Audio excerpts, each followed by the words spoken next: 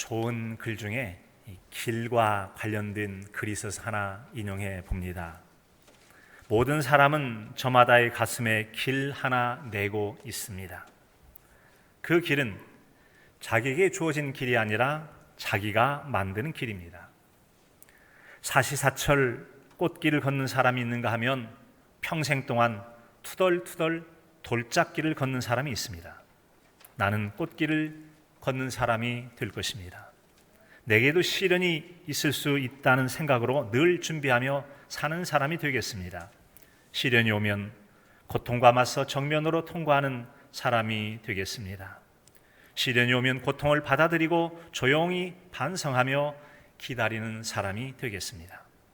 시련이 오면 약한 모습 그대로 보이고도 부드럽게 일어나는 사람이 되겠습니다. 시련이 오면 고통을 통하여 마음의 자비와 사랑을 쌓는 사람이 되겠습니다.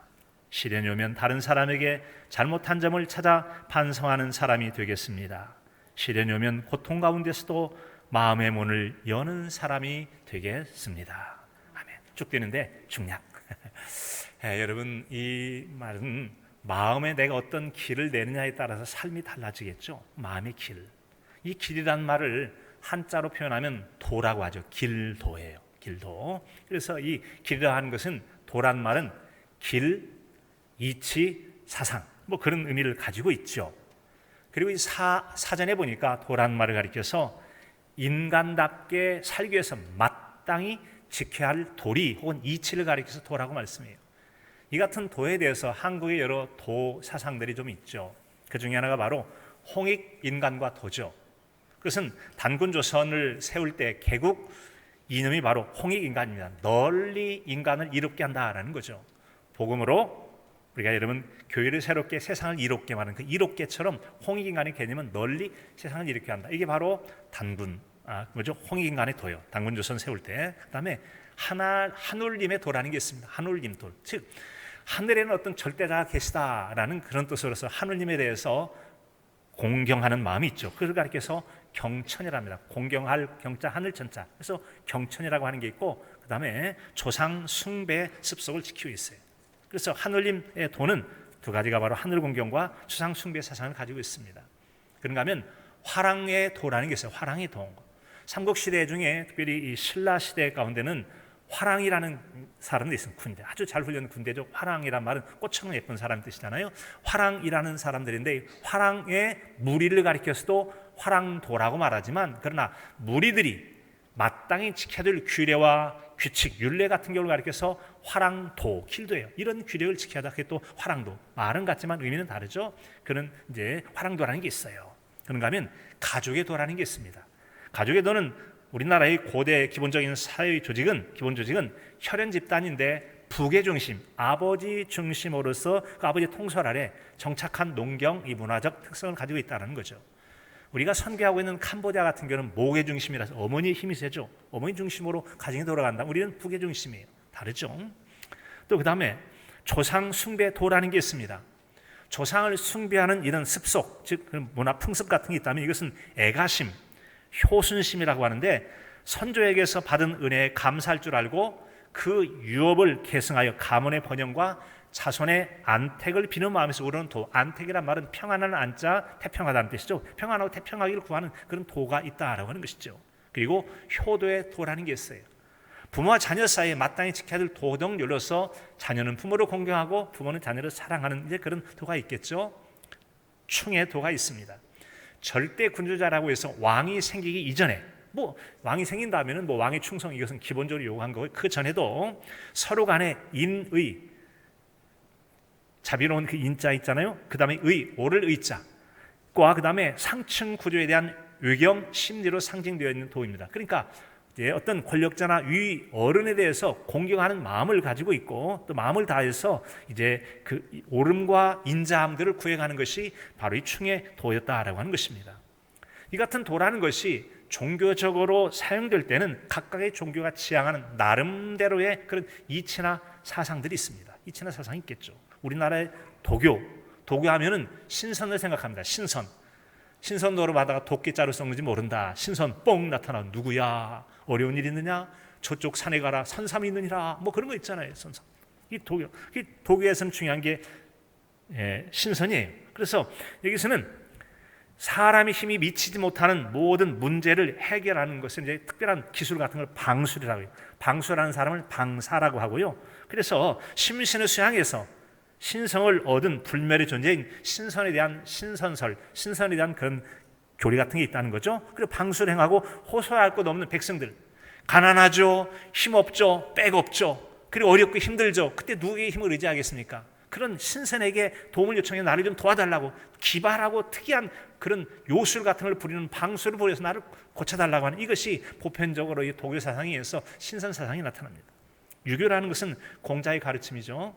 그래서 사람이 지켜야 될 도리를 밝히고 평화로운 사회를 만들려고 했습니다.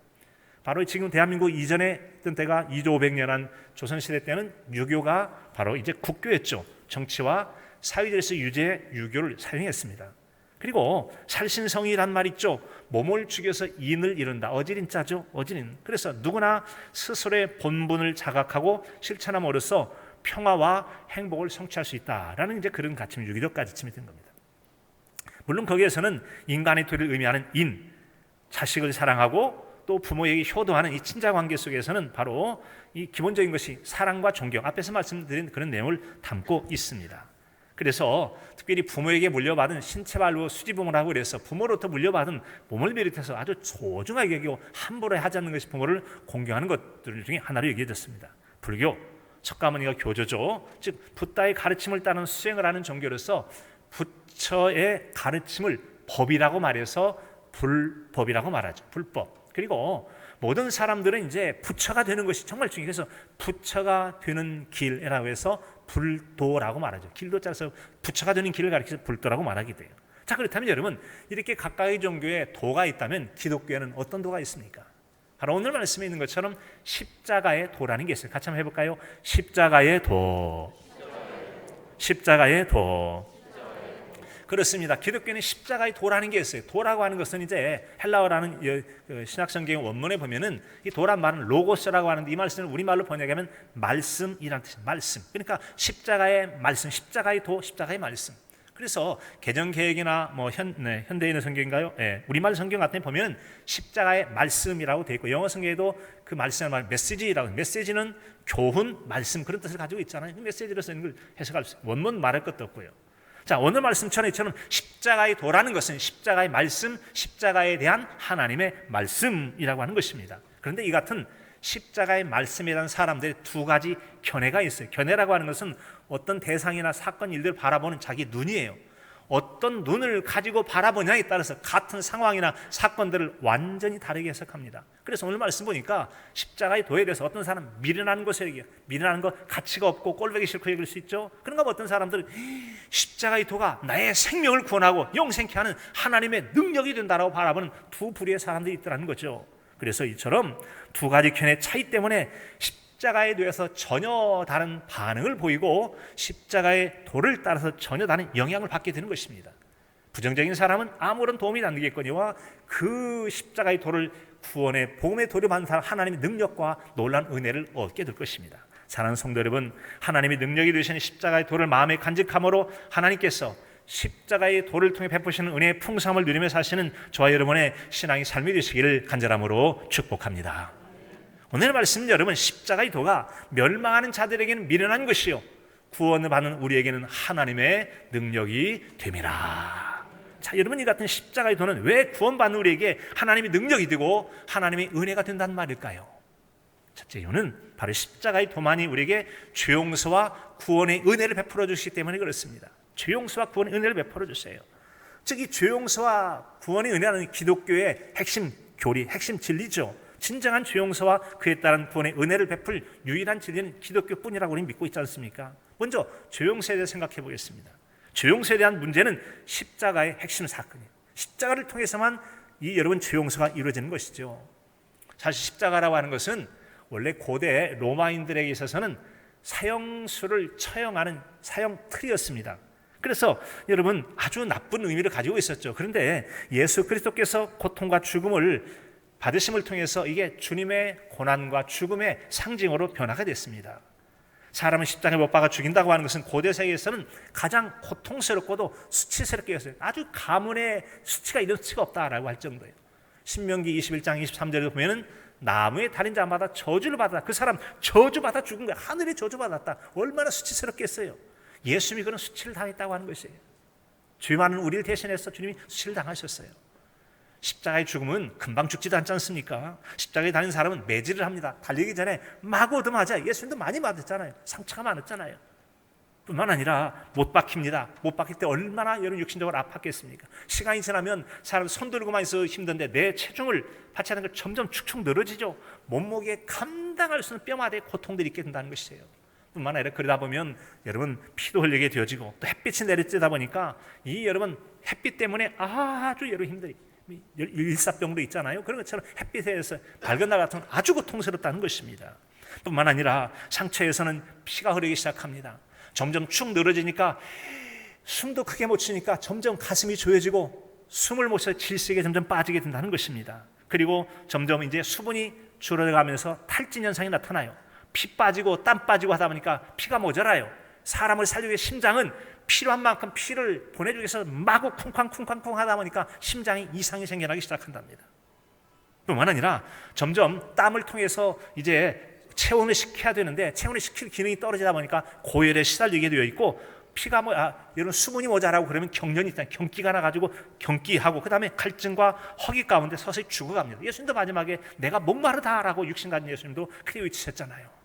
자, 여러분 이렇게 비참하게 죽어가는 게 십자가라는 겁니다. 예수님께서 십자가 위에서 그렇게 고통스럽게 처형을 당하신 건 바로 저와 여러분의 죄 때문에 그러신 줄로 믿습니다. 그처럼 여러분 이 예수님께서 죄와 허물을 준 우리를 죄용서받게 하고 생명을 주시려고 십자가에 달린 이유로는 저주의 형틀이 아니라 놀라운 우리에게 여러분 신성하고도 중요한 상징이 되어집니다. 그건 바로 예수님께서 인간의 죄를 없이 하시기 위해 자신을 희생 제물로 드렸던 죽음과 여러분 죽음을 통한 또 여러분 속죄와 구원을 주시는 아주 소중한 의미로 바뀌어지게 됐다는 거예요. 십자가면 죄예요. 인간의 죄 용서예요. 같이 볼까요? 십자가는 인간의 죄 때문입니다. 오직 우리 죄 때문에 예수님 십자가 그 고통스러운 십자가에 달리셨다는 거예요. 사도행전 5장 30절로 31절에 말씀합니다. 나무에 달아 죽인 예수를 우리 조상들의 하나님이 살리시고 이스라엘에게 회개함과 죄사함을 주시려고 라고 말씀해요. 그를 오른손 높이사 임금과 구주로 삼으셨느냐. 오직 십자가면 죄사함, 회개할 때 회개를 통한 죄사함이죠. 회개함과 죄사함이라는 거예요. 자기 죄를 고백할 때 용서해 주시고 죄 용서받는 이게 십자가의 핵심이라고 말씀하는 것입니다. 사랑하는 성도 여러분, 그렇습니다. 십자가는 죄사함을 위한 유일한 방법이 되십니다. 유일한 방법이 됩니다. 하나님께 예수 그리스도를 통하여 십자가를 통한 죄 용서의 은혜, 죄사함의 은혜, 그 은혜를 풍성히 누리며 사시는 저와 여러분의 신앙의 삶이 되시기를 간절함으로 축복합니다.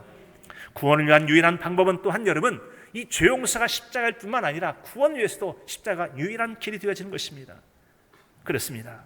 우리는 구원은 하나님의 은혜가 필요함을 잘 압니다. 에베소서 2장 8절로 9절에 보면 너희는 그의 은혜를 의하여 믿음으로 말미암아 구원을 받았으니 이것은 너희에게서 난 것이 아니요 하나님의 선물이라 행위에서 난 것이 아니니 이는 너희로 자랑하지 못하게 하려 함이니라. 우리가 여러분 구원을 받은 것이 하나님의 은혜로 받았다고 하는 거예요. 근데 이 은혜를 받는 데에는 믿음이 필요했어요. 믿음으로 말미암아 구원을 받았나니 하나님의 은혜 가운데 믿음으로 말미암아 구원을 받았다. 그 믿음이 어떤 믿음이에요? 어떤 믿음이냐 중요하겠죠. 어떤 믿음이 중요하느냐. 그 믿음은 바로 사도행전 4장 12절에 있는 말씀처럼 다른 이유로서는 구원을 받을 수 없나니 천하 사람 중에 구원을 받을 만한 다른 이름을 주신 일이 없음이라 하였더라.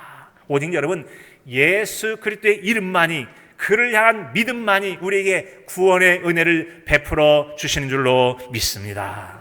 그렇습니다. 구원을 받을 만한 다른 이름은 없다는 거예요. 유일한 이름이 바로 예수 그리스도이시고 그 예수 그리스도의 이름은 바로 인류의 구원을 위한 자신의 십자가에 내어주신 그 귀한 이름이 되는 것입니다. 그래서 우리 예수님의 십자가는 구원을 위한 유일한 길이 되는 거예요. 사랑하는 성도 여러분, 우리 자신 한번 돌아보시게요. 우리는 죄 용서와 구원에 대한 얼마나 확신을 가지고 있는지요. 하나님은 우리의 죄 용서와 구원을 얻게 하시려 아들을 그렇게 고통스러운 십자가의 죽으심을 통하여 놀라운 구원의 은혜를 이루셨는데 얼마나 우리가 이 죄 용서와 구원의 은혜를 누리고 사냐는 말씀이에요. 속담에도 소금도 넣어야 짜다는 말이 있어요. 만약에 여러분 국이 있는데 소금을 넣지 않으면 아무리 가만히로 소금을 가져다 놔도 맛이 나지 않을 거예요. 짜지 않을 것입니다. 십자가의 은혜가 아무리 크고 놀랍다고 할지라도 우리가 십자가의 은혜를 받아들이지 않는다, 우리 마음에 받아들인다면 상관이 없는 것이 되어서 그 은혜를 누리지 못하게 될 거예요. 베드로 사도는 우리를 향한 하나님의 행하심을 굳게 하라고 당부합니다. 베드로서 1장 10절에 보면 그러므로 형제들아 더욱 힘써 너희 부르심과 택하심을 굳게 하라. 너희가 이것을 행한즉 언제든지 실족하지 아니하리라. 신앙인들은 왜 이렇게 자꾸 픽픽 쓰러지고 정말 신앙인답지 못한 정말 그런 행동들을 왜 할까? 정말 신앙이 그래서는 안 될 행동들을 덜 하잖아요. 왜 그러냐고요? 실족하기 때문에 그래요. 왜 실족하냐고요? 하나님께서 세상 가운데 너를 부르셨다, 부르시고 너는 내 백성이야, 내 자녀라고 택하심을 받았다고 하는 이 은혜와 이 믿음에 굳게 서 있지 못하기 때문에 그래요. 굳게 서 있지 못하기. 여러분, 베드로 사도의 권면처럼 하나님께 나를 세상 가운데서 부르셨고 나를 하나님의 자녀로 택해 주셨다는 이 믿음에 굳게 서실 수 있기를 바랍니다. 그렇다면 여러분 결코 흩어지지 않아요. 적어도 여러분, 우리가 베드로 사도 같은 경우도 예수님께서 물 위로 걸어오라, 걸어가다가 주변을 바라보다 보니까 굳건히 주님 바라보지 못하고 주변 바라보니까 물에 빠져들어가게 되잖아요. 우리 믿음이라는 게 실족하는 게 바로 그런 믿음이라고 하는 거예요. 죄용서가 필요하거든 예수님의 보혈을 의지하여 회개하고 죄용서를 받아야 합니다. 아울러서 예수님의 날 위해 죽으심을 마음에 믿는다면 사망에서 생명의 터 위에 세우셨다는 놀라운 구원의 은혜의 확신을 갖게 될 줄로 믿습니다. 바른 예수 그리스도의 십자가를 믿음으로 죄용서와 구원을 확신하는 그 은혜 안에서 승리의 삶을 사시기를 간절함으로 축복합니다. 두 번째로 여러분, 왜 십자가가 하나님의 능력이 되는 은혜가 됩니까? 왜 그럴까요? 그것은 바로 십자가의 도만이 우리에게 부활과 영생의 은혜에 참여하게 해주기 때문에 그렇다는 것입니다. 세상에는 많은 시설들 가운데는 입장권을 준비해야만 들어가는 데가 있습니다. 남원도 여러분, 남원 지역 말고 외지인 같은 경우는 광활로원에 들어갈 때도 입장권을 사야 됩니다. 못 사면 안 들어가요. 여러분, 세상의 은금부와 그 어떤 것을 준다 해도 결코 입장이 허락되지 않는 하나님의 나라, 이 여러분 부활과 영생의 자를 아무에게나 주겠습니까? 그 길은 오직 예수 그리스도의 십자가의 보혈의 피를 통해서만이 부활과 영생에 참여하게 될 줄을 믿으시기 바랍니다. 여러분, 그렇습니다. 바로 십자가만이 죽은 자가 다시 사는 부활을 보장해 준다고 하는 것입니다. 십자가만이 가능해요. 우리가 여러분 지금 복음 안에서 건강하고 행복한 교회를 비전으로 두고 있는데 바로 이전 비전이 뭐였죠? 선한 일에 열심내는 교회, 선한 일에 열심내는 교회. 이것은 디도서 2장 14절의 말씀에 근거한 거잖아요. 그가 우리를 대신하여 자신을 주심은 예수님이시죠. 예수님이 왜 우리를 대신하여 주셨느냐? 이는 불법에서 우리를 속량하시고 우리를 깨끗하게 하사 선한 일에 열심하는 자기 백성이 되게 하려 하심이라. 하나님께서 예수님을 보내신 목적이 있다는 거죠. 십자가를 통해서 더럽고 죄를 더럽혀 추한 우리를 건져내시고 죄를 없애는 속량이시고 깨끗하게 만들었어요. 뭐 하라고요? 선한 일에 열심내게 한다는 것이죠. 아니, 선한 일에 열심내면 그것이 우리에게 부활과 영생을 만들어줍니까? 그러면요, 그렇고 말고요. 요한복음 5장 29절에 보면 여러분, 선한 일을 행한 자는 생명의 부활로, 악한 일을 행한 자는 심판의 부활로 나온다고 말씀하고 있습니다. 모든 사람은 다 부활합니다. 문제는 그 부활이 어떤 부활이냐가 중요해요. 생명의 부활에 참여하여 영생 복락할 사람이 있는가 하면 심판의 부활로 나와서 영원한 지옥 가운데서 불못에 던져져 영원토록 고통당할 두 부활이 있다는 것. 인간의 영혼은 소멸되지 않습니다. 모두가 부활을 해요. 문제는 어떤 부활에 참여가 중요한 거죠. 그런데 요한복음 5장 29절에 보니까 선한 일을 행한 자가 생명의 부활로 참여한다고 그랬어요. 우리를 깨끗하게 해서 모든 하나님의 선한 일을 열심히 하는 백성이 되게 하려면 이것이 바로 우리에게 부활과 영생에 참여하는 길이 아니고 여러분 무엇이겠습니까? 십자가를 통해서 또한 부활한 자만이 영생의 복에 참여할 수가 있습니다. 요한복음 3장 16절 잘 아시잖아요. 하나님이 세상을 이처럼 사랑하사 독생자를 주셨으니 이는 저를 믿는 자마다 멸망하지 않고 영생을 얻게 하려 하심이니라. 아멘. 영생을 얻게 하기 위해. 그래서 하나님께서 이 땅에 예수님 왜 보내셨냐고요? 우리 영생할 목적으로 죽으라고 보내신 거예요. 죽으라고 보내신 거예요. 이 땅에 예수님 오시면 죽으라고 보내신 거예요. 정말 그럴까요? 예수님은 바로 죽으라고 보내신 십자가에 달리셨을 때 다 이뤘다라고 선언하심으로 이 땅에 하나님 보내신 인류의 구원을 위한 완성을 스스로 선언하심을 그분 우리는 잘 알고 있지 않습니까? 예수님이 다 이뤘다고 말씀하는 것이에요. 다 이뤘다. 여러분, 그렇습니다. 예수님은 이처럼 자신이 십자가에 달려 죽으심을 통해서 우리의 멸망 대신에 영생의 복을 누리기 위하여 십자가에 달려 죽으셔서 우리의 그 놀라운 은혜 가운데 참여하게 해 주셨다는 겁니다. 그러므로 사랑하는 성도 여러분, 자신 한번 신앙을 점검해 보시기 바랍니다. 그렇게 하나님께서 우리에게 부활과 영생의 선물을 주시려고 우리 예수님 보내주셨고, 십자가의 고통으로 죽으실 때 내가 다 이뤘다고 선언한 그 선언의 은혜를 얼마나 누리고 살아갑니까? 얼마나 부활의 신앙 가지고 영생의 소망을 가지고 살아오고 계십니까? 어떤 분은 말할지도 모르겠어요. 죽어봐야 알죠. 물론 그러긴 한데, 그렇게 하면 정말 여러분 하나님의 은혜를 너무나 안타깝지만 부족하게 가지고 하나님이 섭섭하실지도 모르겠어요. 우린 여러분 이 부활과 영생에 대한 확실한 신앙을 가질 때 천국 시민권이라는 신앙의 품격을 가지고 살아갈 수가 있습니다. 세상 사람 가운데 신앙이 나온 양심과 신실함과 정직함과 거룩하고 순전한 믿음을 가지고 살아갈 수 있는 거예요. 그게 바로 천국 시민권을 가진, 바로 부활과 영생을 믿는 신앙이 될 때 가능한 거 아니겠습니까? 그 같은 은혜는 아무에게 도는 게 아니고 견고한 믿음을 가진 자가 누릴 수 있어요. 그래서 로마서 4장 19절 22절에 보면은 이 아브라함의 견고한 믿음을 이렇게 설명해 주고 있습니다. 그가 100세나 되어 자기 몸이 죽은 것 같고 사라의 태가 죽음을 같음을 알고도 믿음이 약하여지지 아니하고, 남자의 나이가 100세가 되었다. 시를 생산하기가 쉽지 않겠죠. 여성 나이가 90이 됐다. 경수가 끊어지면 부부가 잠자리를 함께 한다도 자녀가 생길 가능성이 거의 없어 보여. 그럼에도 불구하고 하나님께서 너희 부부를 통해서 후손을 줄 것이고 하늘의 별처럼 바닷가의 모래처럼 너의 자손을 줄 거라는 그 믿음을 가지고 끝까지 하나님을 믿었다는 믿음이 약해지지 않았어요. 주변 상황과 환경과 내 현실을 바라볼 때는 믿을 수가 없어요. 믿어지지 않아요. 그럼에도 불구하고 믿음이 약해지지 않았다는 것이죠. 사랑하는 성도 여러분, 믿음이 약해지지 않는 견고한 믿음을 꼭 붙드실 수 있기를 바랍니다. 믿음이 없어 하나님의 약속을 의심하지 않고 믿음으로 견고해져서 하나님께 영광을 돌리고, 여러분 상황으로는 믿음이 약해질 수밖에 없지만 믿음 하나 굳건히 잡고 있는 것만 가지고도 우리가 먹든지 마시든지 무엇을 하든지 하나님의 영광을 위하여 하라라는 말씀이죠. 하나님의 영광을 돌릴 수 있는 것 중에 하나 굳건한 믿음이라는 거예요. 하나님의 약속의 말씀을 굳건히 붙잡고 삶으로 영광도 돌리시고 약속의 은혜를 누리는 은혜가 있길 진심으로 축복합니다. 약속하신 그것을 또한 능히 이루실 줄을 확신하였으니 그러므로 그것이 그에게 의로 여겨졌다. 아브라함의 후손인 모세를 통해 율법이 만들어졌는데, 율법이 있기 전에 바로 믿음으로 말미암아 의롭게 된다는 이신칭의 고리가 이 여러분 창세기 15장 6절에 나와 있지 않습니까? 그리고 로마서에 나와 있는 이런 내용들이 이미 그때 있어요. 믿음을 하나님 얼마나 중요해요. 견고한 믿음이 중요한 것이에요. 견고한 믿음이 중요해요. 바라기는 예수 그리스도의 십자가를 통해서 부활과 영생의 신앙을 굳건히 갖고 그 은혜 안에 흔들림 없이 기쁨과 하늘 소망을 가지고 승리해가는 저희 여러분의 삶이 될 수 있기를 간절함으로 축복합니다. 세 번째로는 여러분 왜 십자가의 도라는 것이 우리에게 하나님의 능력이 되고 하나님의 은혜가 됩니까? 그 이유는 십자가의 도가 보석 같은 우리에게 새 삶을 살던 귀한 역할을 할 수 있기 때문에 그렇습니다.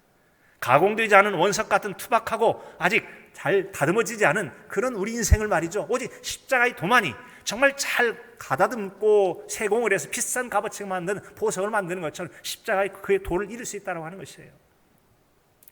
세상에 있는 고등 종교, 소위 말하는 기독교, 불교, 가톨릭도 같은 기독교 예입니다. 하여튼 그런 종교들을 우리는 고등 종교라고 말하잖아요. 이런 정치권에서 문제가 되고 있는 이 무속이나 이건 아주 하등하죠. 여러 가지 문제도 많고 윤리적인 문제가 많은, 그래서 그건 고등종교에 쳐주지도 않습니다. 고등종교나 아니면 고등수학, 많은 공부를 하게 되면 기본적으로 뭘 하죠? 도덕과 양심과 질서와 사유에 대한 배려와 기에 대한 것들을 가르치고 있잖아요. 좋은 면을 가르쳐주는 도움이 되기는 합니다. 그래서 부분적으로 사람의 의지나 노력을 통해 사람들이 얼마든지 변화할 수 있는데, 그런 변화도 참 소중하다 할 수 있어요. 분명히 달라지고 변화가 되거든요. 여러분 그런 변화가 참으로 가치가 있어요. 그래서 서점가 같은 데 보면은 자기 개발사라고 그래서 어떻게 하면 좀 더 많이 돈을 벌고 어떻게 하면 성공하고 내 능력을 부양해서 나를 더 부가가치 높은 가치 있는 사람으로 나를 회사 같은 데 모셔갈 수 있는 그런 사람을 만들 것인가, 이게 바로 자기 개발사예요. 이 자기 개발사가 많이 팔리기도 하거니와 그런 강연이나 또한 동영상 같은 게 얼마나 많은 사람들이 시청하는지 몰라요. 그거 하면 자기 도움을 얻을 거라고 분명히 그렇게 노력하면 어느 정도 도움이 되어져요. 많이 했으면 도움이 되거든요. 도움이 됩니다. 또 우리 교인 가운데도 한 분이 이 맨발로 땅 걷기 정말 헌신적으로 충성스럽게 건강을 위해서 애쓰는 분도 있어요. 분명히 건강 회복에 얼마나 많은 도움이 되는지 몰라요. 근데 한 가지는 여러분 많은 지식을 가지면 교통질서 잘 지킵니까? 학자가 되어지고 성공하고 돈이 많고 높은 권력자가 되어지면 양심적입니까? 우리가 지금 정치권에 문제가 되는 것은 그 많은 실력, 능력, 자격, 여러 조건 갖춰도 그들이 정말 새로운 삶이라고 말하기 너무나 도덕적으로 부끄러운 삶을 볼 수가 있다는 거죠. 인간의 노력에 한계를 드러내는 것이 아니고 무엇이겠습니까? 여러분, 그렇게 많은 지식이나 자기 개발에 대한 관심을 많이 가진 사람은 바울 사도가 전도하는 중에도 만나게 됩니다. 그가 전도하는 가운데 이제 아덴이라는 게 갑니다. 아테네, 그리스 아테네죠. 아테네 하면 여러분 성화, 올림픽의 성화라는 것은 이제 그 올림픽 할 때 내내 밝히는 불을 성화라고 하는 그 아덴에서 전도를 할 때였습니다. 사도행전 17장 18절에 보면은 3주 전인가도 이 말씀을 우리가 바로 앞절하면서 설명한 적이 있는데, 에피고르스와 스토아 철학자들이 바울과 쟁론을 했다. 그러면서 이방 신들을 전하는 사람과 보다니 바울이 예수와 부활을 전했다라고 하고 있습니다. 그런데 그들이 바울 사도를 붙잡아서 아레오바고라고 하는 이 여러분 그 공연장 같은 데 세웁니다. 그리고 내가 말하는 이 새로운 가르침이 무엇인지 우리가 알 수 있겠느냐, 한번 말해봐라 라고 듣기를 원해요. 그리고 내가 어떤 이상한 것을 우리 교회에 들려주니 무슨 뜻인지 알고자 하노라. 모든 아덴 사람과 거기 나그네 된 외국인들이 가장 새로운 것을 말하고 듣는 것 외에 달리 시간을 쓰지 않았다. 이 사람들 관심이 뭐냐? 새로운 소식 없어? 새로운 소식 없어? 뭐 새로운 거 없어? 남보다도 앞서서 새로운 것을 듣고 더 많이 듣는 사람이 더 유식한 사람이에요. 뽐내고 자랑할 수 있고 자기가 높아지고 화시할 수 있는 사람이기 때문에 늘 그들은 무슨 새로운 소식이 없느냐, 그걸 노력하고 있어요. 그렇다고 그들의 인생이 달라지느냐? 달라지지 않아요. 그게 바로 문제가 아니겠습니까? 여러분, 그렇습니다. 새로울 것 없는 그런 삶을 살아가고 있는 그들의 모습을 볼 수 있어요. 분명한 것은 육체적인 연습 같은 경우를 부인하지는 않습니다. 정말 육체적인 연습도 어마어마하게 도움이 되더라고요.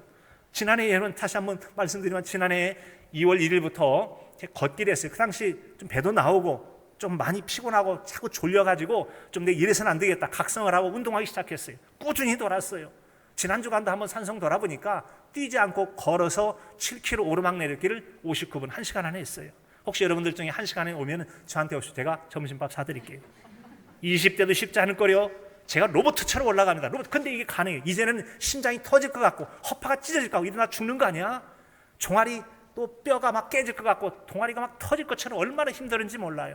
분명히 굉장한 도움이 됩니다. 그런데 그런 굉장한 도움을 성경은 말하기를 육체 연습은 약간의 유익이 있다고 말씀하세요. 약간의 유익. 그런 뭐가 더 유익이 있는데, 경건의 연습은 범사에 유익하니 금생과 내생의 유익이 있느니라. 더 많은 유익이 어디 있느냐고요? 영적인 훈련, 경건의 연습이 더 많은 복이 있다고 하는 거예요. 감사하게도 여러분, 이제 제가 1년을 채워가면서 그런 마음을 가졌어요. 정말 체력적으로 많이 됐기 때문에 정말 이제 경건의 연습을 하자라고 해서 밤에 기도해요.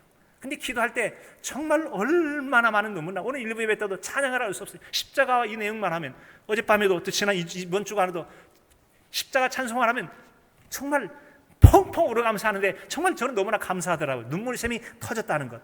하나님, 제 눈에 좀 눈물 좀 놔주겠어요. 왜 이렇게 눈물이 안 나와요? 정말 눈물 좀 주세요. 그런데 눈물이 준 것이 저는 얼마나 은혜인지 몰라. 이것이 하나님 말씀 묵상하고 주님의 말씀과 뜻대로 살고자 할 때 베풀어지는 은혜 중에 하나일 줄로 믿습니다.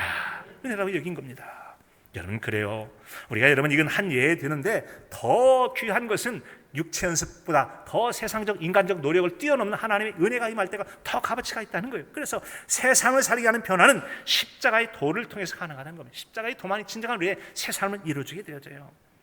우리는 예수 그리스도를 통해서만 진정한 새 사람이 될 수 있습니다. 그런 새 사람이 됨에 대해서 고린도후서 5장 17절은 말씀합니다. 그런 정 누구든지 그리스도 안에 있으면 새로운 피조물이라. 이전 것은 지나갔으니 보라, 새 것이 되었도다.